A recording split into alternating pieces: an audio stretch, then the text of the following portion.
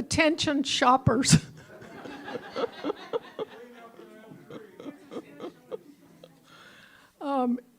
Thank you for coming to Tripod. I wanted to tell you that we're grateful to the Center for Spiritual Living. This is their church, and we pay very little rent so that we can charge you only $3 a piece to attend. And that money also goes to Erik Perrohe, who's up there. He's our AV guy. And he does a fabulous job interpreting these weird slides that are turned in. So tonight's first speaker is James Ceccanti. And he's a retired pharmacist. He enjoys travel, cooking, and walking his one dog, 4 times a day in his downtown neighborhood. Now, I understand, a lot of people don't know this, that James doesn't actually walk the dog, he carries it 4 blocks each time. And that's because they don't have any mittens for the dog yet. He also enjoys playing cymbals in Tacoma's fabulous honk band, Tacoma Rama. James and his wife Teresa have been traveling to their favorite place in Italy each fall season. So he's going to do a show of that trip in Italy. James?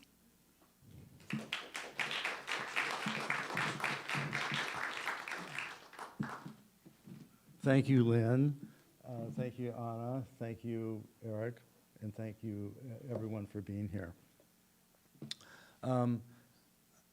I made my first trip to Italy 50 years ago this year, and I've made several trips since then. Lights. And it's one of my favorite places to travel to. I'll be talking about one town in particular that my wife have fallen for, and I'm also going to talk a little bit about how I travel, and that's how I found that particular town.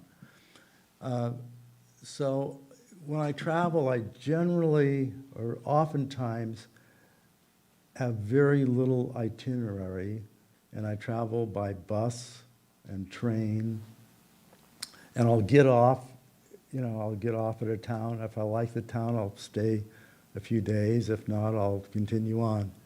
By the way, you'll find me switching back and forth between the I and we pronoun because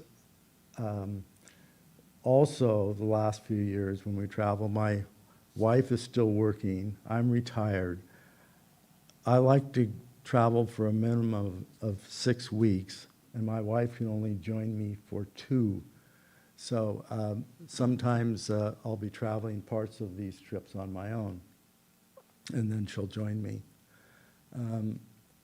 So on this particular trip 3 years ago, I had a hunch that I wasn't at all familiar with the Liguria region, and I wanted to go there, and I wanted to stay away from like Cinque Terre and that area, and I had a hunch that the western part of Liguria, I had a hunch I would find this beautiful little town with a sandy beach that was at least as beautiful as the Cinque Terre. So I flew into Genoa, and Genoa, by the way, is a vastly underrated city. This is one of the gates to the city that's still up. This is a 12th century wall that surrounds parts of the city. As you look through that gate, there's a building there, and I stayed on the 3rd floor of that building for a few days, and it was to this day, it's my favorite place that I've stayed in Genoa. Let me see if I can work this. Whoops, yep. That's the building there. And it was such a quaint, beautiful building just outside that gate. I just thought it was fabulous.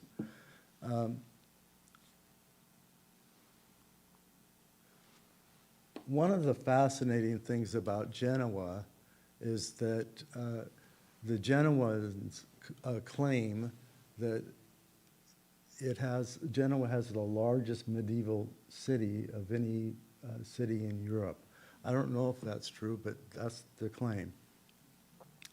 In the medieval section, the streets are pedestrian, and they're so narrow that even in bright sunlight, there's only filtered light that reaches the ground.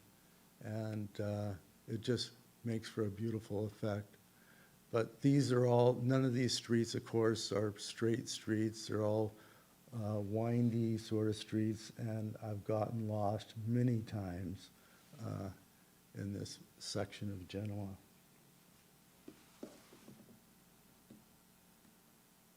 I forgot to start my timer. Okay. So it's a lively town, lots of good food, a lot of restaurants, a lot of nightlife. Another fascinating thing about Genoa is the Ligurians never invented trompe-l'oeil, but they sure perfected it. That beautiful decorative painting that gives that 3D effect. And there's many, many, many buildings throughout Genoa that have that painted on it. Genoa has a great old port, lots of fish places, and it's just a wonderful city. If you have a chance and you pass through, if you could stay a day or two, you'd find it pretty wonderful. It's a city built on very steep hills, and a lot of the sidewalks are staircases that go between the streets. One of the things, another way to describe the way I travel is that I think of the way I travel as moments in quiet places. I don't like to travel in real crowded cities and near iconic landmarks. I like the quiet streets, and it's when I'm somewhere, I feel like I'm in a moment where I can appreciate my immediate surroundings, and I get a lot of joy out of that. And it could be walking an ancient road to Roman road to Albenga, or it could be sharing a space with a cat in a hilltop town in Italy. So I flew into Genoa, and I took the train all the way to the French border to the Italian city of Ventimiglia. And this is just a quiet scene of, I stayed in that building that's in the center of the screen there. It was just a beautiful spot in the old town. This is my wife, Teresa. She joined me after a couple of weeks. This is in Alassio, the town that we love. It's a gorgeous little town. It has a 2.5-mile crescent beach. It's all sandy. It's just gorgeous. This is a picture taken at dawn. We get up very early, and we go for a walk while it's still dark, and we watch the sun come up, and it's just gorgeous. And that's a sunrise. These are some kids with their mermaid sculpture in the sand.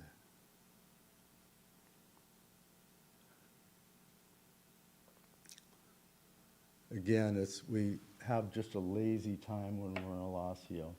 We go for walks several times a day. We do some day trips by train or bus, and we relax, drink wine, and eat, and swim in the ocean. The ocean water is, in the fall, the water temperature reaches its highest mark of the year.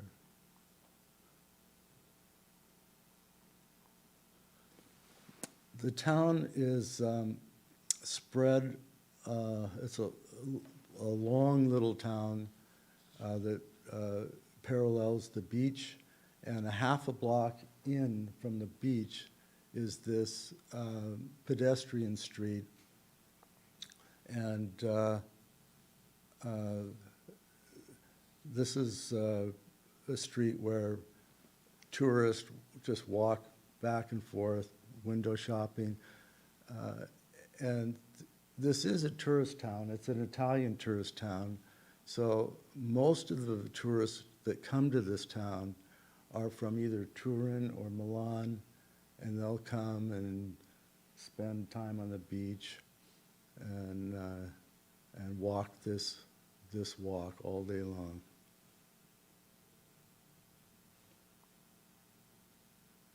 Another section of that same street. These are a couple of ladies that walk that street, and I don't know which city they're from, but I asked them if I could take their picture, and I've seen them there 2 years in a row, and they're just they're just a wonderful couple. Whoops.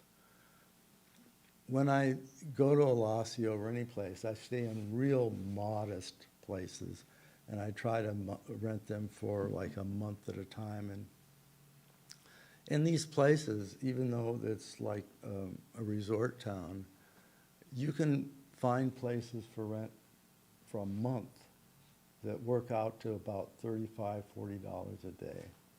So it's not expensive.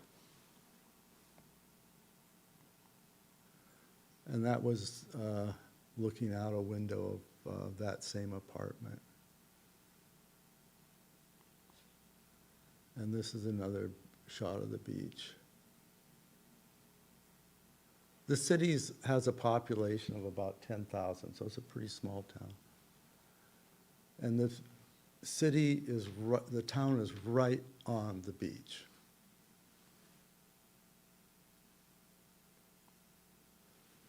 They do something in Alassio that I watched called wave walking. And at first I thought it was just people having fun out in the water, walking parallel to the beach, waist high in the surf. But I found out it's a real competitive sport. And I talked them into letting me walk with them one day. And I was terrible at it. They were getting ready the following week to go to a competition in Spain. But if you don't walk the right way, they'll criticize you. So, I wasn't able to do it properly. Just there happened to be a dance performance on the pier one day.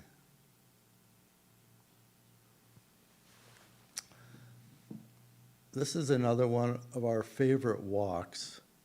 This is actually a Roman road. It's called Via Julia Augusta, and we walk from Alassio to the neighboring town. I think it's about 3 miles away, called Albenga. And this road was built in 13 BC. There's no original stones there, but there are parts of this road that actually have the original cobblestones in them. Okay, thank you. That's me hiking.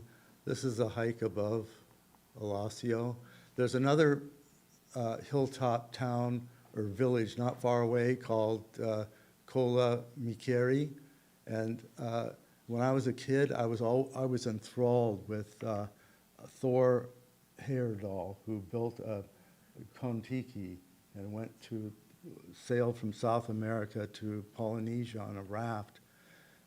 After that experience, he visited this area and he purchased an abandoned village called Kola Mikeri, and he lived there for decades until his death, I think in the 1970s. That's another shot from that village he purchased. Just him and his family lived there. Another really interesting place is Busana Vecchia. It's a town that was abandoned in 1887 after a devastating earthquake that killed hundreds of people. Everyone moved away. And in the 1960s, artists moved in and squatted on all these properties and rebuilt the village. And this is just a typical street in that village. And there's 2 very small restaurants in this village. One more hilltop town is called Perinaldo, dinky little town, and beautiful, has a very distant sight of the sea. So I'm at a bus stop waiting to go home, and I'm sharing this space with this cat. And this old man walked up to me and he said, "Do you know that that cat is 23 years old?" I said, "Oh, okay." Anyway, it was fun to sit there with this cat. The town that we go to most often when we're out on a walk is La Guelia. It's only a 50-minute walk from Alassio, and it's this is another photo. It's still remains a fishing village, so they have a small fishing fleet. The second weekend of October, they have their Achuge festival, where it's a anchovy festival, and everybody goes crazy. That's us eating anchovies, and that's part of the village and the end of fishing fleet.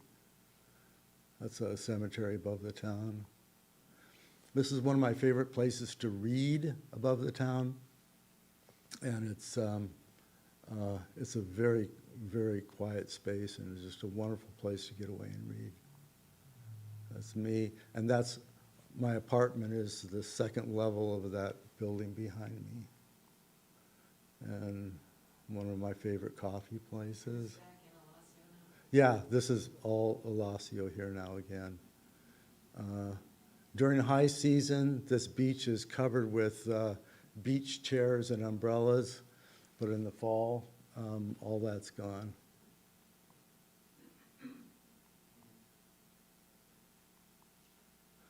My last day there, this is a coffee shop I went to just about every day. They also baked baguettes. And the last day there, I told them that was my last day. And this couple runs this place, and right away they got this big shopping bag out, and they filled my shopping bag full of pastries and bread. And this is the last slide, just saying goodbye to Alassio for the year. And that's it.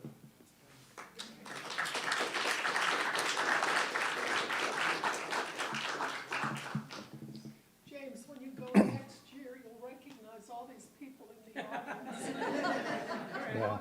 At the beach. So questions? And I will come to you, and you'll please use the phone. James, do you speak Italian? No, I don't. I mean, I know, I speak Italian. I can have a conversation in a restaurant, at the hardware store, at the supermarket, and, you know, some real simple things. But, you know, I'm real limited, yeah. No. So, James, I'm not familiar real familiar with geography of, Yeah. is this on the east coast of Italy, or? That's on the west coast, so it's between France, it's very close to the French border, between France and Tuscany. In fact, Alassio is so close to the French border that we've got up in the morning, had lunch in Nice, France, and then we're back in Alassio by dinner time. So it's very close. Did the folks like the owners of the coffee shop speak English? How did you communicate? Well, I mean, again, I know some coffee shop Italian. But the gentleman spoke a little bit of English. Yeah. I was curious, you said when you travel, you like to just like get off the train somewhere. And have you ever gotten off somewhere and not been able to find a place to stay? No. No, I haven't. And, in the olden days, before, phones and stuff like that, all of you must remember, traveling in Europe and when you travel like that, you come into a town and basically you have to knock on a hotel door to see if they have a room, but I can't remember not finding a place. Can you give us an idea what kind of rent would cost for a month's rent at a cheap place? Yeah. So I'm a cheapskate, and I don't like to pay more than $1,200 a month. And it works out to like $40 a day at the most. That's great. Yeah. So, it's a lot less expensive than vacationing in the U.S. Technical question. Yeah. I noticed that your photographs, some are square, some are sort of 9 by 12. Oh. Is that cropping or what kind of Yeah, camera? it's cropping. I don't save photographs, so all of these images came from my Instagram account. I see, but how do you capture the image to begin with? Your phone, a real Oh, camera? yeah, everything. I don't have this is my camera. Yeah. Okay, thank you. Good questions. Any others? Yes. Elaine, coming up. James knows this, but Ed and I we're going to Alassio this May, and we're spending 2 weeks there. And we are staying in a Airbnb called Casa d'Artista. And so I've been studying it. I'm fluent in Italian now. So actually, I've been studying it for a long time. And I really look forward. I'm looking forward to not speaking any English except to Ed. Okay. He's the exception. Nobody gets to speak English with me. We're going to hold you to that. I don't know how we'll test it. Okay, Lynn, one more. This isn't really a question for James. I just wanted to say Elaine taught herself Italian just within a couple of years. That's not true? I've been going to class every week. And you know how I found the class? Do you remember? Yes. That you told me about? Well, Nina's here. Nina had me going to the class, and then I think I sent Elaine. So there's a weekly class here in Italian, James, if you want to learn it. Right now, this particular class, we really don't speak any English because it's not a beginning Italian class. So, Where's the class? the class is at the home of a lovely woman who's originally from Sicily. Her name is Giuseppe, we call for short, Giuseppa De Luca, and we call her Giussi. And she lives in the North End on Mason, so it's like a 5-minute drive from where I live. And we have a little family of students that have been there for quite a while, and it's wonderful. So it might be that she'd be willing to start another class of beginners, but it's just been fabulous. Every week we give little presentations on a particular subject. This particular session that we're in now, she's asked us to go alphabetically for subjects. And so I decided it was time to bake something for the class. So on Tuesday, I'm baking torta alla zucchini bread. Oh, anyway. Any other questions? Yes.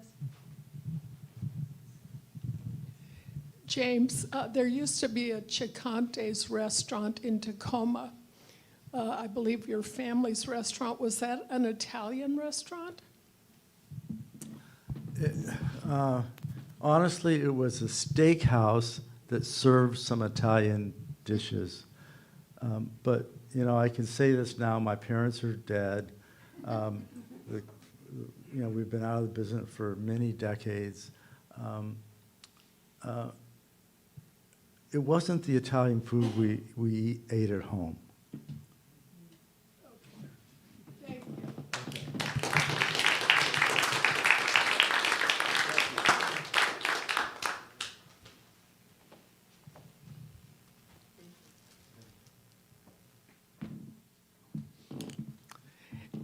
Erik, do you want to cue that slide up for me?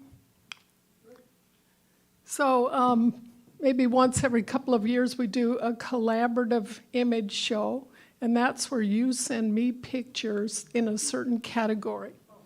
And a recent request I've made is for you to send me a picture of your pet. So this is a picture of Tim Farrell, who used to be a county councilman, and here he is in bed with his goose.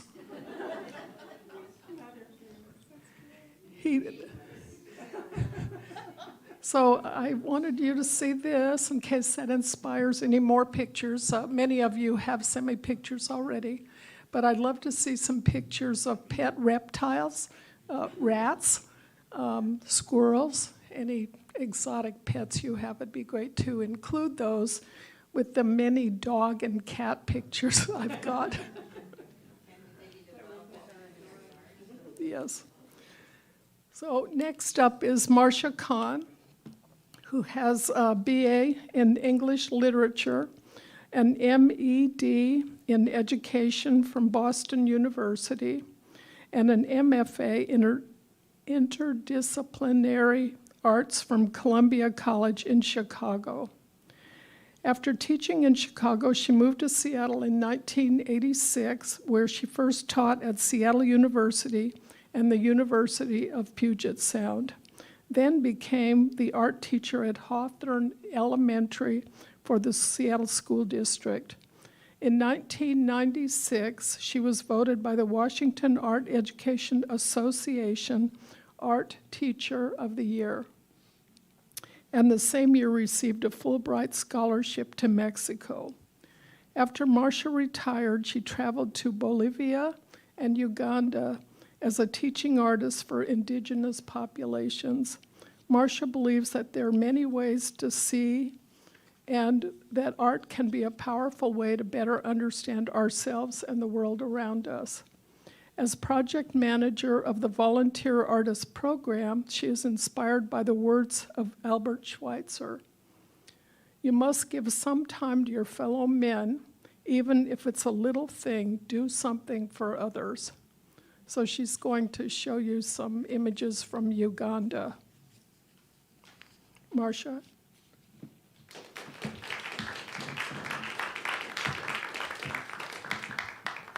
Thanks, Lynn. And thanks for being here tonight. I'd like to start tonight by just giving you a backstory brief of how the Volunteer Artist Program came to be. In 2006, I traveled to Uganda as a teaching artist working with a dental foundation. It was here that I met the Batwa tribe, whose lives were turned upside down when they were evicted from the windy, impenetrable forest. The Batwa were evicted because they were in the way of mountain gorillas, and the government thought that if they were evicted, then tourists could come in and go on these gorilla treks. So the social problem that resulted from that is that they were left with nothing, and their lives were turned upside down. On my next trip in 2009, I was walking down the road with Scott Kellerman, who was a doctor, infectious disease specialist, who started a practice there and started the hospital. He sold his practice in California because he and his family went on this gorilla trek and realized that no one was being treated with any kind of medical care. So he just set up IVs hanging from trees. That's how primitive it was in the beginning, and started a hospital. Today, it's probably one of the best hospitals in all of Uganda, and that was because of Dr. Scott.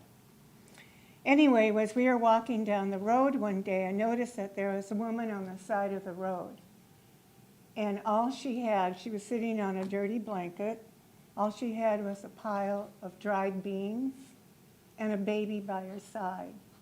She had no way to care for herself or for her baby, no food, no shelter, and Dr. Scott took care of her as he did so many people there.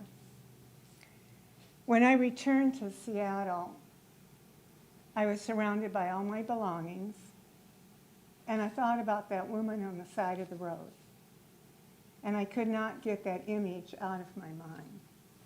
And I thought that the way I could help these people was through art. So I located 8 local artists, Lynn being one of them, and together we brainstormed over a period of 2 years to decide what we were going to do there and perhaps even how we would be received. During that time, I think one of the most important things that we came to decide upon was that the crafts that we were going to teach them to help them sustain themselves and get some kind of income to better their lives and their families was to have the crafts come from them, not from us. We didn't want to go with a preconceived idea of what the crafts were to be and what we wanted them to make. It would have to come from the people and their culture. And so they don't have a Blix there. They don't have an art supply store. So we were going to make things out of recycled materials and found objects and anything that we could find in the environment. So the slides that I'm going to show you tonight, I hope will give you some idea of what the Volunteer Artist Program did. I did get a grant from the American Embassy in Kampala, which allowed us to buy all our materials and tools that we needed in Kampala so it would feed back into their economy. So nothing we brought with us actually we used in terms of some of the things we made.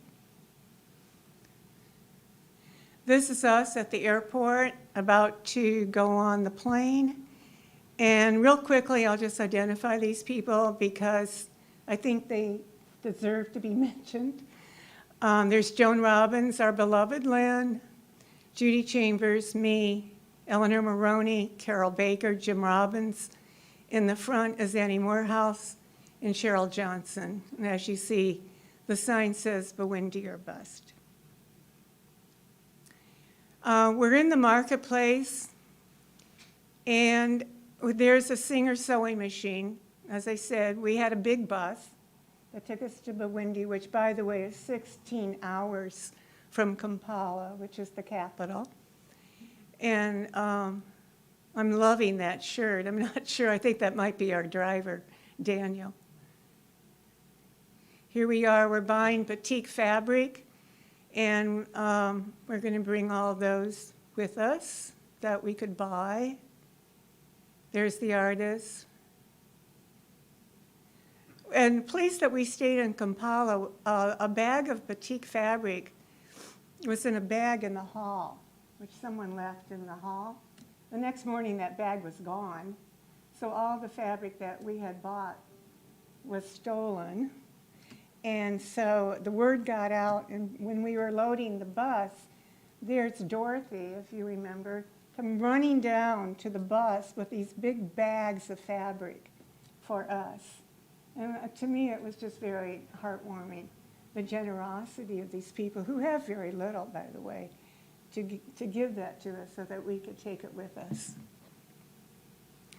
There's Cheryl Johnson at the equator. Here's our classroom that they gave us. You can see there's still some maps on the wall. We're going to be setting up here and our tables. It's pretty primitive, but there are windows. There's me doing a drawing lesson with some children. I think what they really loved, you could see this one little boy holding a marker. They love the colored markers. Kind of fascinated by them. There's Lynn, one of the Batwa women. Look how beautifully she's dressed. This is the ambassador to Uganda who came up from Kampala to actually see, where his grant money went. And we gave a program. The Batwa stood up and asked questions. There's his wife.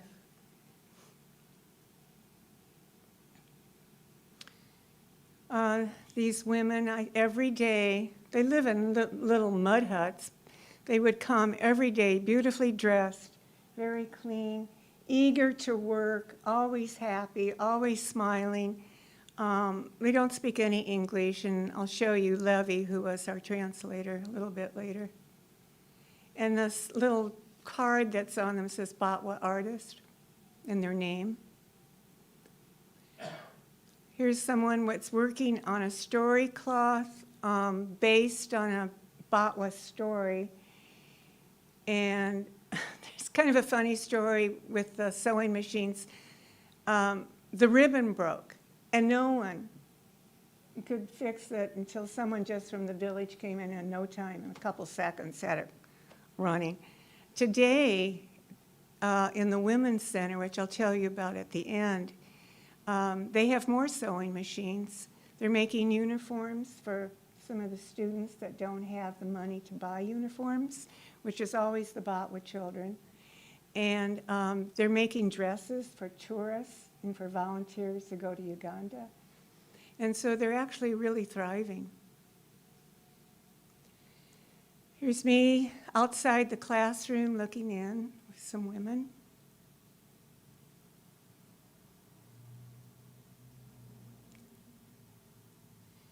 You'll always see these women with their families, bringing them with them, always usually a baby on their back.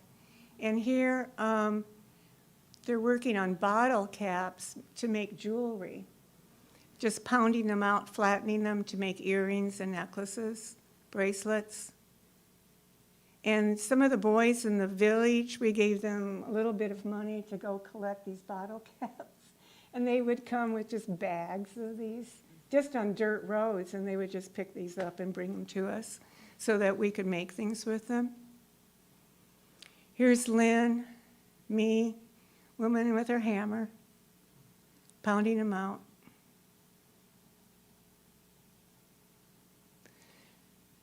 There's Annie Morehouse painting gourds, some of the boys. Now these boys, they're just part of the village. They had this little hut. We had a craft banda, and we were going to have a sale that we were going to sell some of our crafts to some of the tourists who came. And they had a little hut across the road where they would make these little wooden gorillas and sell them to the tourists. Then they saw that we were selling things and that the Batwa were part of this, which were very discriminated against. They called them bush people. They wouldn't sit next to them in the schools, and they called them, dirty and bush people, and they wouldn't sit next to them and so forth. When they saw that they start selling things and start making some money, and they would come and look at these crafts, they were looking at them, and they were saying, I think we could do this.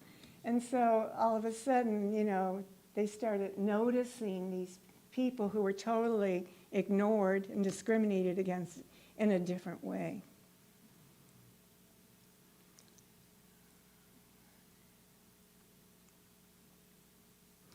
Here's some of the crafts that we made.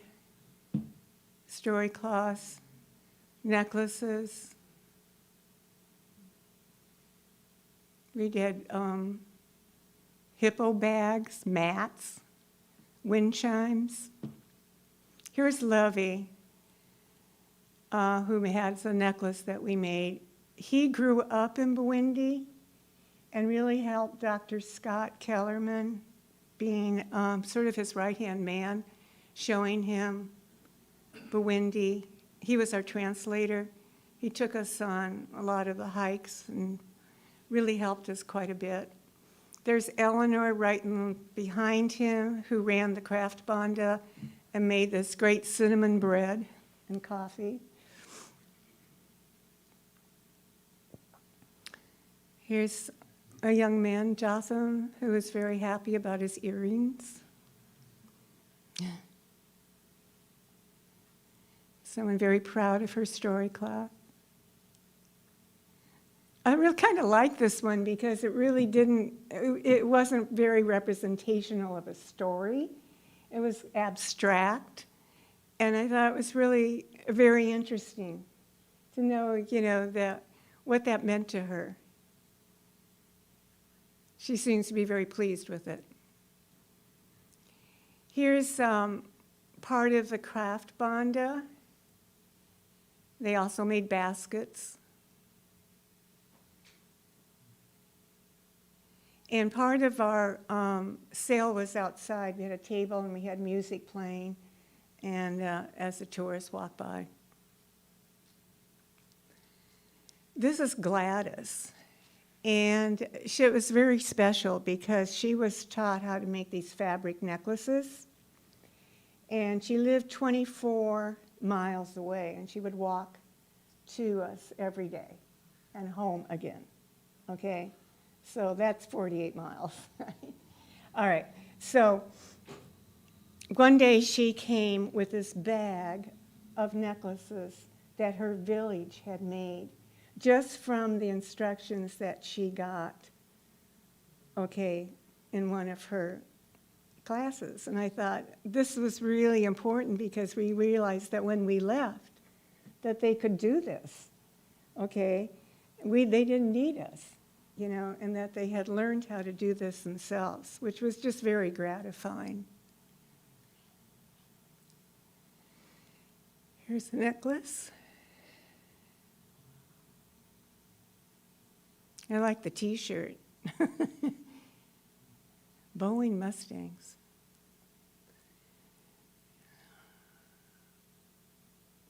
These children lived in a pygmy village that was pretty high up. Took a while to get there.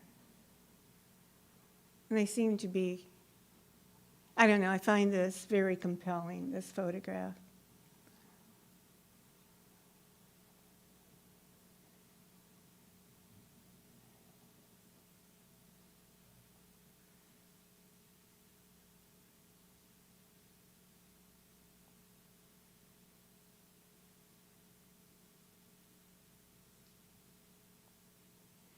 This is a man.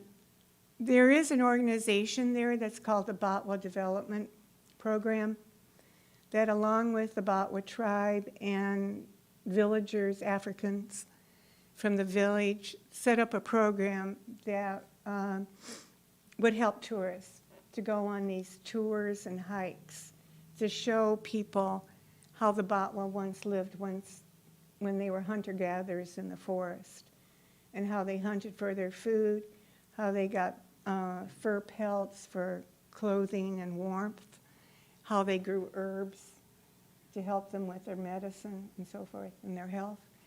And this man, he looks old, but you really don't know how old he is because they don't know how old they are. They have no concept of age. If you ask them how old they are, it doesn't mean anything to them. They have no sense of future. They live in the present. They live in the now, which might be a message for us as well. To think of the present and not worry about so much the future.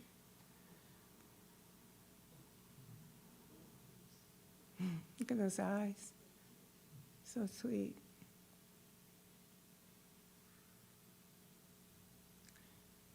You'll always see children taking care of the younger children.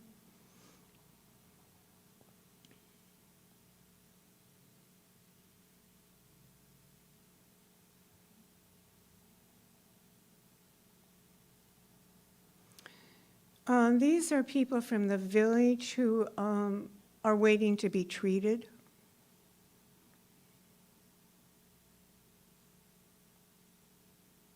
This is a woman that's part of that Batwa development program, showing them how they once lived in the forest. Here's a man showing how they hunted with bow and arrow.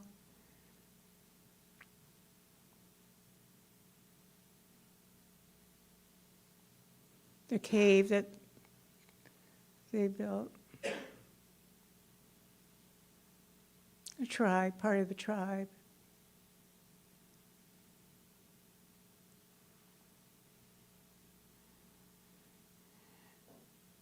This was, I think, part of Queen Elizabeth Park, where it's halfway to Bwindi, where we stopped at the Safari Lodge. Very British. Queen Elizabeth did stay here at one time. And some of the artists were staying at this place in the park.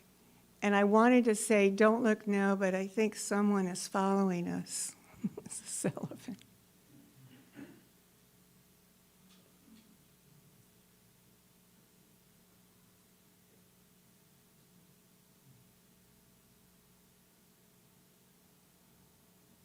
They have warthogs, quite a lot of warthogs there, just roaming around like dogs on the property. You don't want to get too close. They can kind of, looks like he's getting ready to go after someone.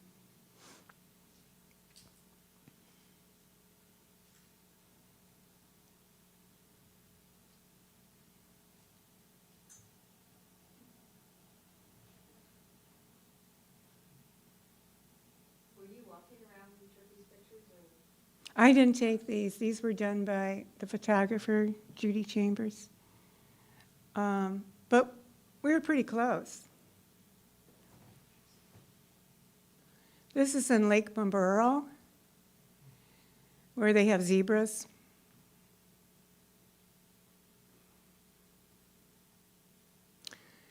This is kind of a bittersweet photo. It's the end where we are going to our bus. Right before we left, we had a evaluation of, how they liked what we did, what they wanted us to remember, and so forth. And a chief of the Batwa stood up, and he addressed me as Queen Marsha. And my eyes lit up, and I'm going, wow.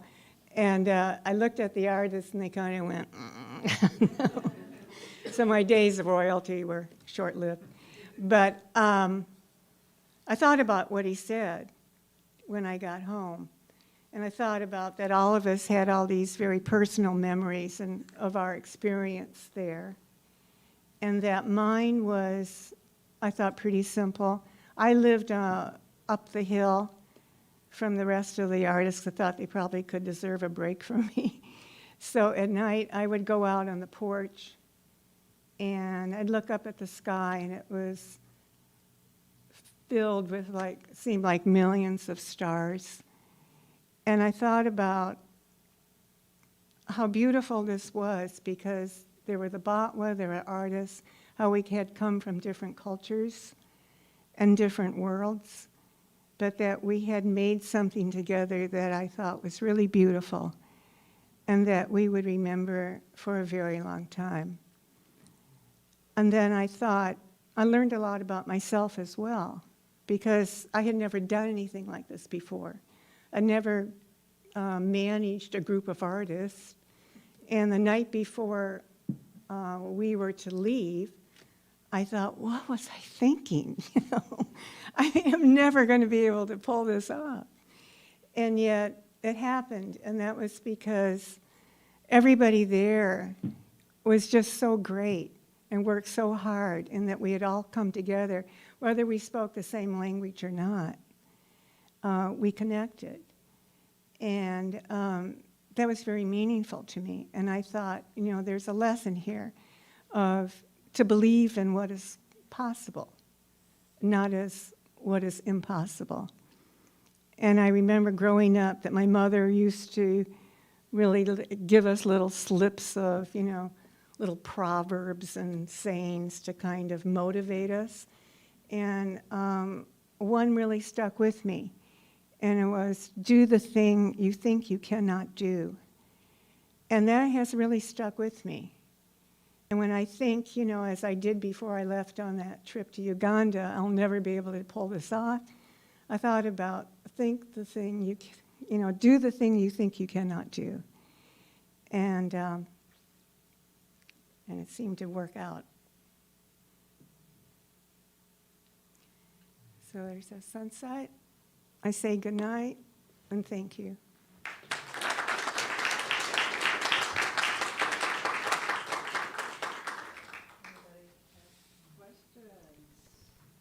Questions coming up. Thanks. Hi. I love the whole concept and the program that you put together, and I was just curious, how long did you get to spend there on the program? And then after that question, I'm curious about, in the interim, have you been able to keep in touch, or has the program continued or expanded? And do you get feedback still from the Batwa? Yeah, that's a really good question. And all, it was about a month, I'd say. And I have kept in contact with them. It's a difficult trip when I'm older now, and it's like, I don't know if I, want to take a long trip like that. But I have kept in contact with them. I made friends there. And some friends I've lost. And that's been kind of sad as well. But I have talked to Scott, the doctor. He has tried to pull himself away from there because he wants to empower the people, the Africans that are there, as well as the Batwa, which I think is just really critical to this whole program of that we want them to be empowered. We want them to build up their own culture, which is, I think, is important. So I have kept in contact with them. My friend Lois is here, who really helped set me up with a woman who helped us do the Women's Center. She funded half of it, and we got the rest through just fundraising. Maybe some of you have been at our fundraisers. But it is still going on. There's still a lot of poverty there. It's not going to be turned overnight, but it's a lot better than what it was. And what is so gratifying is that because of the Women's Center and because they're still doing things there, it's not just making crafts. They have classes to help them with hygiene, their own health, how to care for their families, things that the women wanted and told them that they needed. And besides making crafts, that is equally as important. And not only that, they have indoor plumbing. They have places to sleep if they need to stay there, because some, as I said, like Gladys, comes from, 24 miles away. And they bring their families. And so there's a whole community there that has been lifted. And I came away from there feeling that all of us, not just me, all of the artists that were involved really did something. Even if it's maybe on the global scale, it's not huge, but it's something. And it really has helped the people quite a bit. Well, thank you for that question. Any other questions? Is it unusual for a tribe of people to not have crafts that they do or have? Yeah, I kind of researched that before I went, because I thought, the African culture is so rich in that. And I thought, where's the art from the Batwa? And they only have the Batwa, there's 16,000 in Uganda. And then there's pygmies, and it seems like a derogatory term, it's not. You can call them pygmies, in the Congo. And that's all. And I think there was a whole video that was made in the Congo with the Pygmies with music, but not art. And I thought, yeah, there was nothing that I could find in my research anyway. So, but they were skilled. They were able to do this. And intelligent people. And they don't speak our language. And they learn very quickly. Yeah. With, excuse me, with something like the bottle caps, based on what you were just saying, like, had they, previous to your being there, had they done anything with bottle caps, or that was a No. new idea? No. They did come with some bamboo and reeds, I do remember, because we told them, bring us stuff. Bring us what you want from your own environment, and maybe we can make things with it. And they did. Lynn has one more question. Comment on that. I was the artist doing things with bottle caps, and before we went on this trip, we were really very naive when it comes to recycled materials, because the Africans, and at some level we knew this, they are already reusing everything in sight. So when we got there, we're looking around for something to recycle. Are you kidding? They've already used every plastic bucket, every plastic bag. But the one thing was those bottle caps that were on the ground everywhere, Coca-Cola and all the soft drink bottle caps. And we started thinking if we hammered them flat and hammered nail holes into them, we could make necklaces. I'm sorry I didn't bring a sample. I should have, I forgot. But then we were like, how the heck are we going to hold these things together with materials they already have? And then we would go by these remote places where they were selling things like rubber tires. Inner tubes, that's the word I'm looking for. And they already had cut them into strips for some other reuse. And then we would cut those in half again and then in half again and string the bottle caps on them and made some really pretty interesting necklaces. Yeah. Last call for questions. When did you do this? When? 2011. Yeah. It's a question over there. Very good, I'm sorry. Now, you said you had a translator there, Mm-hmm. but you were working with a lot of different people. How did you interact and communicate with those that weren't in the immediate vicinity of the translator? Did you guys? Yeah, we did. Sign language, showing them examples, learn by looking, Okay, well, visual learning, basically. I mean, you apparently it didn't have worked. to speak to them Yeah. necessarily. The one thing I wanted to mention, and I forgot to mention, was that at the end, we had this party. And one thing I did realize, or found out anyway, that the Batwa like to party. They do.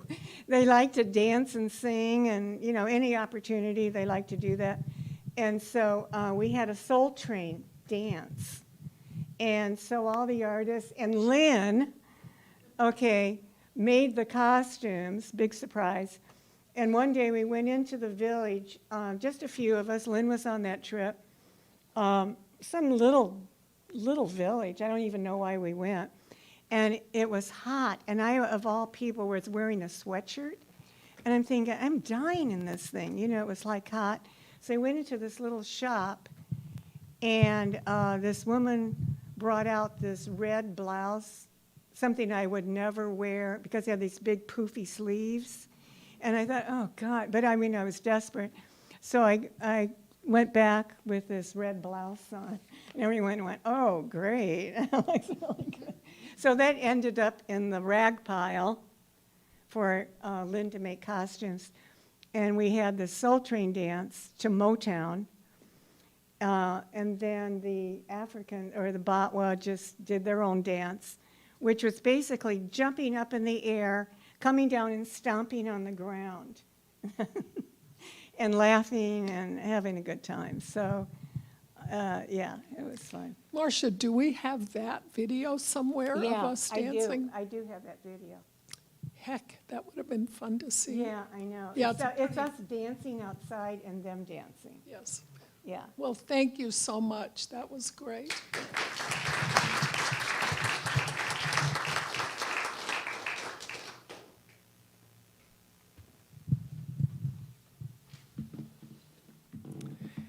These shows are videotaped, and Erik puts them on YouTube. So in about 4 days, you can type in Tacoma Arts Tripod. And if you're on our mailing list, by the way, there's a sign-up sheet back there. If you aren't already on it, I send out a few versions of the invitation every month. The shows are on third Fridays. And on the bottom of that invitation are the links to YouTube and to our Facebook page, which Anna Thurston maintains. So next month, the show is featuring 3 different ethnic groups in Tacoma, and Marilee Tanbara is doing a show on Japanese people here in Tacoma, and Lua Pritchard is doing the Samoan population. If you want to know anything about these particular groups, this would be a great show to see. Is that my phone? And Philip Red Eagle is stepping in for Warren Gohl, who is doing a show on Native Americans. The date, I believe, it would always be the third Friday, so I believe that's March 16. So now I'll introduce Mindi Katzman, our third presenter tonight. Mindy's art career started at an early age, always interested in making pictures and having art supplies at hand. After attaining a BA in fine arts and drawing and printmaking, she turned her attention to painting, moved to New York, worked in galleries, and continued with taking classes at the School of Visual Arts, and had a residency at Shawinigan School of Painting and Sculpture in Maine, and at the Banff Arts Center in Alberta, Canada. After Banff, the West Coast beckoned, and Mindi moved to Seattle in 1988, where she has pursued her painting, sculpting, and life as an artist. She lives in West Seattle, by the way. So Marsha and Mindi came here tonight from Seattle to present their shows. And if anybody's been driving on the freeway on a Friday night, you know that's quite an effort. Landscape has most often been her point of departure, but since COVID, a more abstract interest in skylights has taken over. Always exploring, at the suggestion of her daughter, cartoonist Natalie Dupeil, she took a comics class in 2020, and that is where this Antarctica trip begins. Thank you.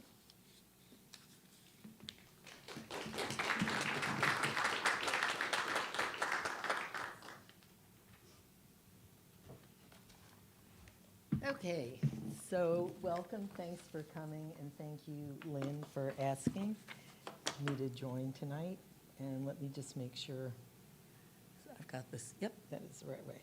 Okay, so I wanted to put this map up first to give you an idea. It was a trip. This cartoon that will follow this will explain the trip. But basically started in the south end of tip of South America, sort of circumnavigated through these along the coasts of Antarctica, and then sub-Antarctic islands, and disembarked in New Zealand. So, as I said, Natalie told me to take comics class. This was the comic I did. It was the story of Antarctica. So here I am, 1987. It started with my mother calling and saying, "Do you want to go to Antarctica with me?" And it's like, really? 1 month on a ship in a tiny cabin with my mother. But one of my brothers said, "Really? you're going. So off I went. She, in the end, couldn't go because she got in a car wreck and had 15 pins coming out of her hand, but insurance covered it, and she was very generous and said if I wanted to still go, I was welcome to. So, I'm sorry. Is that better? No. Is that better? Yes. Thank you. So I was on a ship called the World Discoverer, which is now at the bottom of the sea in the Solomon Islands, but fortunately did not happen when I was on it. So here are some images. Cape Horn, there's a amazing little chapel up there. The penguins, the icebergs, the elephant seal. No one ever mentions when you talk about travel to Antarctica that seals and penguins gag you, you could die. You just like, really? Do I have to stay here one more second? But it's, you know, it's part of the picture. So we did that, saw all kinds of great wild animals. And the most amazing part, which I have photographs and probably was the highlight, on one of the subantarctic islands, the albatross, there were many albatross nesting, and the scientists that were in residence, they let us like pet them. And there's a slide later. Hopefully they don't still do that, but was I a very, very lucky person to have experienced that. So then we also saw Shackleton's hut, and as you can see me sitting up there, one of the Zodiac drivers bent the rules a little bit and actually left me there for an hour while they did other things. And it was kind of intimidating. You know, you're like, here I am in the middle of nowhere, Antarctica, and will they come back for me? But yes, they did. And the picture of the giant skua bird, they're very aggressive birds and go in and steal the penguins. And for some reason, this one was dive bombing me. There was a leopard seal eating a penguin. Oh, look, is he going to eat me? No, he didn't eat me. And they did come back. So that is our beginning and intro to what follows. So here I actually am on the first day. I think that was Le Maire Passage, which was incredibly beautiful, the color of the light of that day, and the penguins and icebergs. It's another world. This was on Deception Island, a leftover whaling station, and one of the John II penguins that were there. And Erik, thank you a million for fixing all these slides. I can't believe it worked. Thank you. Palmer Station was the American station. So you'd be on this boat. It was only 120 passengers, 27, and you'd take these rubber Zodiacs for these different landings. So we got to see the American Research Station, and I included this so you could see. We'd be out on the boat, everybody's bundled up in their red jackets, and those icebergs are really far away. They are so huge, they're miles from us, and but they're so big, they're overwhelming. These are chinstrap penguins. All these images have been scanned because in 1987 you used print film. So I scanned a bunch of stuff, and I like when I travel to shoot a roll of black and white, not anymore because your camera will automatically change it to black and white. But anyway, here were some cute little chinstrap penguins. And again, the images, like you'd just be out there and these little penguins would be there and these huge, huge, amazing icebergs. An elephant seal just being snarky. I just really love that. I think that actually was also still on Deception Island. Again, these are Jean II penguins and, you know, more seals. Part of the focus as I go along here now, there's just the images of Antarctica. There's not more to say than that. I'm not a scientist, I'm not a historian, but I love looking at this raw nature. And as we move farther along, you'll see some of the artwork that I did both on board ship and when I came home. in this particular thing, which was amazing, the bottom slide is first. It was an iceberg calving, and then you see at the top one is the finish. Again, it's like, okay, who sees penguins on a little floating iceberg? And I'm pretty sure that's Mount Erebus in the background, but you don't see a plume. So at this point, we're approaching, oh, they're so cute, Mount Erebus, where there's always a plume. And I had taken, I just wanted to, if I can get to it, let's see if I can. So Mount Erebus is the second highest volcano in Antarctica, the highest active volcano in Antarctica, and the southernmost active volcano on Earth. And a little factoid that came up is when volcanoes spew, there's actually bits of gold in the ash that comes out. It's like, okay, gold in the air, I don't know. But anyway, Erebus was pretty cool, and it has its own great history, plane crash, you know, the royal family going up there, etc.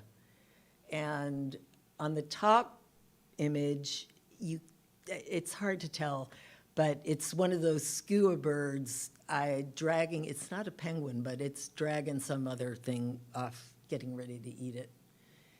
And again, a couple of different varieties of penguins. This was Deception Island, which was a leftover whaling station that we saw an image of earlier. So the ground was just littered with whale bones and carcasses. And, you know, another beautiful iceberg. And this is called pack ice. And as we approach McMurdo Sound near, which is also where the main American base is, we couldn't get in because the pack ice was too thick. So even though the ship was equipped to do so, there were limits. And this, again, black and white, I mean, that iceberg looks huge, and as I said, it's way, way, way far away. Someone mentioned like it's as tall as a New York skyscraper. I don't know, I didn't measure. And here's more of those cute little Gentoo penguins. And now we approach Shackleton's hut. And the two huts, so Shackleton's hut was called Cape Royds, and Scott's hut was Cape Evans. They're not far from each other, and what was so interesting is how much was preserved there because of the very dry and very cold climate. And although at one point, I think in the 90s, New Zealand went in and they didn't restore, but they preserved, I think would be a better word. So when you go in the huts, there's my drawing of a lifetime, sitting up, you know, on this hill, looking down on Shackleton's hut. And it's just like, who gets to do that? It's amazing. So, but when you got in the hut, all these things, here's the artist in the hut that's actually in a book that I brought along that someone who was on the ship did on Antarctica. So I don't know how clear it is of how well preserved these things were. That looks a little rusty. That doesn't look so preserved. This is Cape Evans, so this is Scott's hut. And when you think about it, I'm not sure I actually have, I'm only keeping this up for a second. That's how preserved things are. That dog was from 1910. So that was when those people were in the huts. And so things, I don't know if I have the image on here. I think it's still coming up. But there's one where there's like a penguin on a table, and it's like they were doing research, and this penguin looks like it could have been put there yesterday. Things did not disintegrate. And this, even though it's a very poor quality slide, again, the colors were beautiful, and look, there's a hole in the middle of the iceberg. I mean, it was extraordinary. So then we started approaching the sub-Antarctic islands, and now was where a little more of my artwork will come in. But Campbell Island is the one, the albatross, I mean, they were amazing, and they had no fear of humans, I think, because they'd never seen them. They didn't like jump up and run away because we were walking around. But again, like I said, I can't believe that scientists let us get as close as they did. But again, it's a life-changing experience for me. Seeing the chicks start to hatch. And this next picture is not that chick, but the scientists put it in my hand and let me hold that baby chick. So it was pretty cool. And that was a painting that came out of that experience. I work with encaustics, so that's a wax-based paint for anybody who knows or cares. It's about 8 inches by 8 inches. And again, driving along, I would be on the ship and at dinner or whatever, and I always had my drawing materials with me, and I would just jump up and run outside, like, see you later, gotta go draw these icebergs or ice. And it was just so great to be able to experience and do this. There was a point when we were out to sea for 10 days, circumnavigating, and so another thing which made me, I won't say an ugly American, but a not very good or respectful tourist, because you really were not supposed to pick up the bones and do stuff, and I just could not resist. So anyway, lots of drawings. That was a painting I did when I got back, sunset in Antarctica. And then at the end of the trip, they always try and sell you like, well, if you stay on board, you can get a really good price, and the next trip is 2 weeks in the Solomon Islands. And the accidental tourist, I had no interest or idea, but stayed on for 2 more weeks. So by the time I got home, it was all a jumble of, here we've got the mudmen on the icebergs. I was living in New York City, so here's the penguins, the Solomon Island canoer, and icebergs in Manhattan. Chinese kites, like from Cannon Beach in Antarctica. And that was the last image, and that was actually a Photoshop of the penguin on an old black and white drawing. So that was my trip to Antarctica, and I feel so fortunate I was able to make it, and even more fortunate I'm getting to share some of it with you. And if you have any other questions, I do have some business cards if you have any questions now or ever, want to get in contact or anything. So. And we're lucky to have you, Mindi. Thank you. Oh, thank you. Any questions? Okay. Any questions here tonight coming up? We like to hear your questions on the YouTube. So I am a fellow visual artist, and something that has often bothered me when trying to work outside when it's really cold, your hands start to lose their cooperation after a period of time. Can you talk a little bit about the temperatures you experienced while you were there, how you handled drawing outside for long durations with cold hands, just sort of how you approach that? Well, I'm trying to remember exactly. Doing, I guess, the fingertips, the gloves with the fingers sticking out. And I'm trying to think, what were the temperatures? I mean, 20s and 30s, I think. And, that was their Antarctic summer, right? So I think I just winged it as best I could. I'm trying to think, like when I did that Shackleton drawing, my mind was probably just in heaven, so I wasn't noticing it as much. But I think that's what it is, just putting them in the pockets. And it, especially on the ship, I could always run back inside for a minute if I got too cold or whatever. There are people that go get grants and spend months down there or a month at a time, which at the time seemed like a good thing to try and do, but I didn't do that. So thank you for asking. I'm sorry I don't have a more.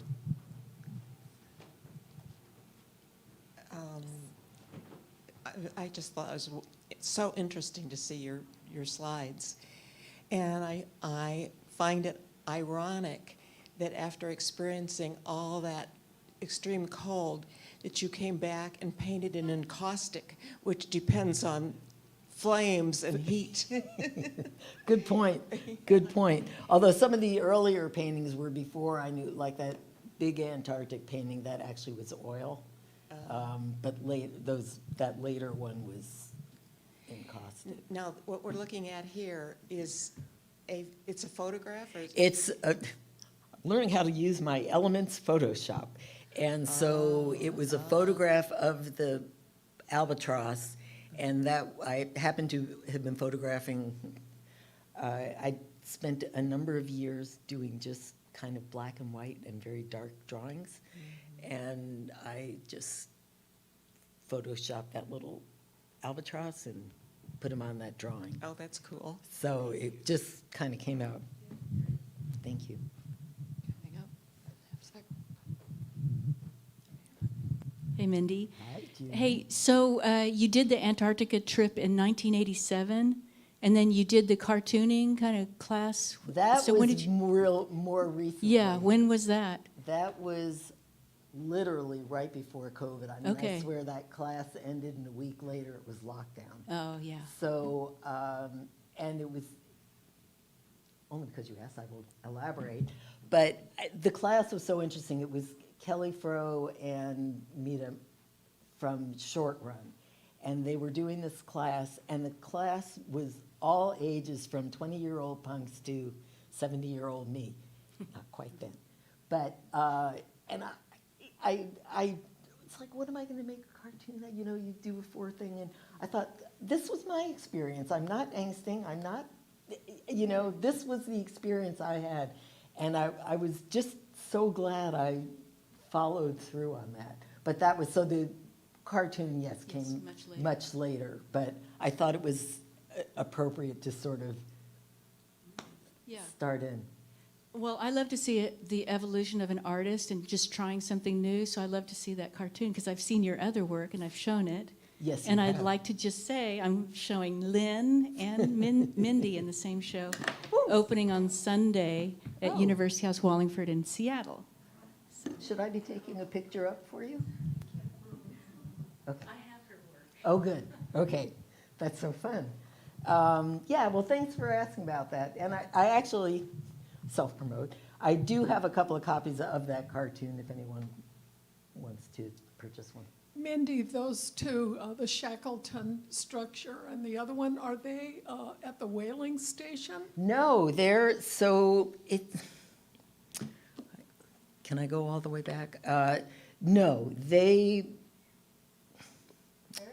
maybe I should go all the way back. Can I go all the way back to the?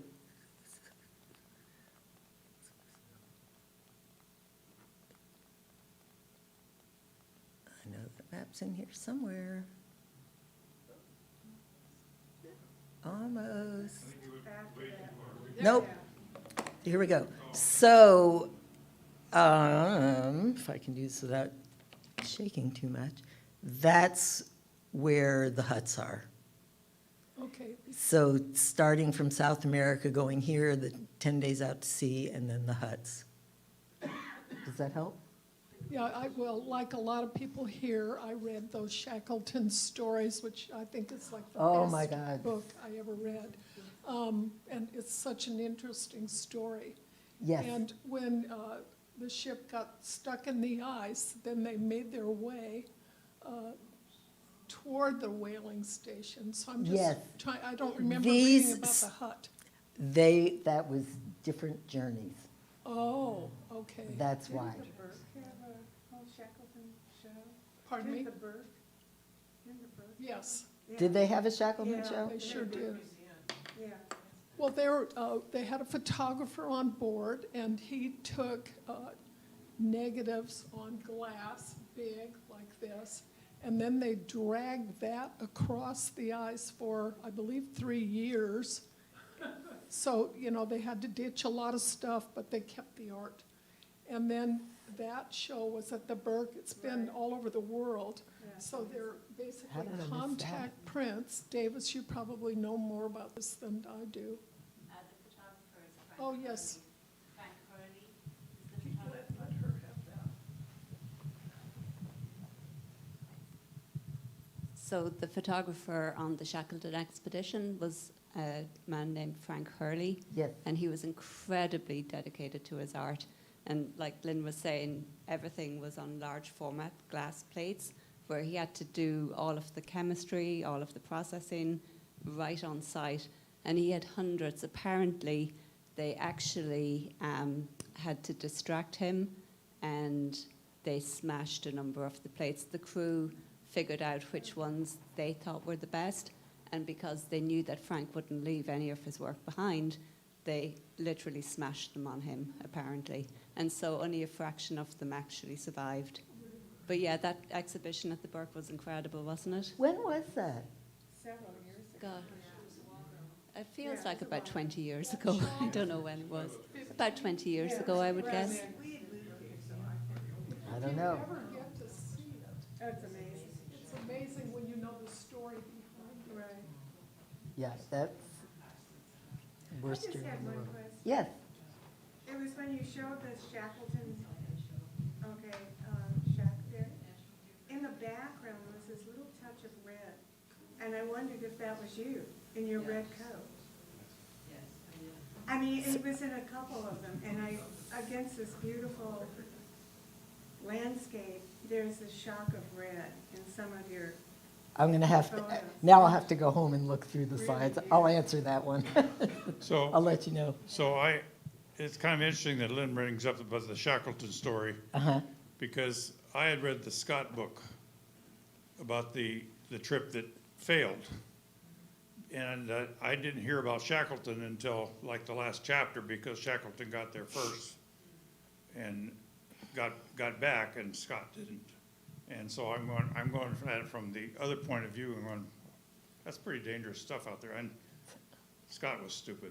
Anyway. Any other questions? This is all very, oh, here comes one. Two very quick questions. One is, can you describe the offensive smell of the seals and the and the penguins? And then, my second question left my brain, but I would just love to know.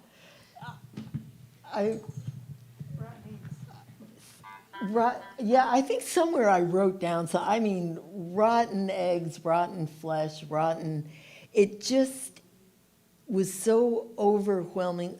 Ammonia, just all the things you would never, and literally you'd gag from it. I mean, it's just like, how can I be standing here looking at these incredibly adorable penguins? Oh my God. And all I want to do is go away because I can't breathe. And where the elephant seals were, that was just like you got up close and it was like, ugh, this stinks. But on the rookery, you're just there. And so that's all I can tell you is rotten eggs and ammonia. How's that? Sea lion caves in Oregon will give you that. Really? So, yeah, it's nature. We love nature. So, And did it smell fishy with the seals? That's a good, I don't remember that, so maybe it wasn't as remarkable a sensation. But speaking of sensations and knowing we have to wind down, one thing I did want to mention was the Shackleton hut and the Scott hut.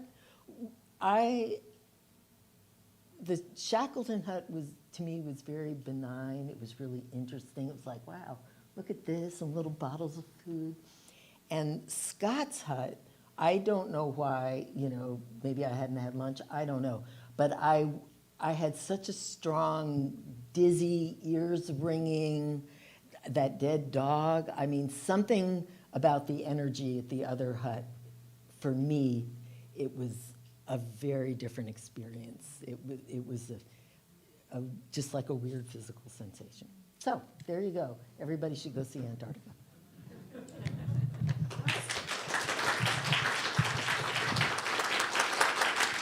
Thank you.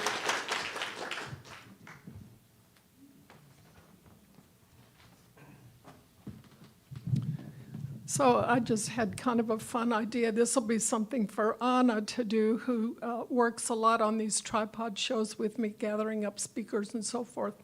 So Erik is up there recording all of this for YouTube. And the speakers come up one at a time and they do their show.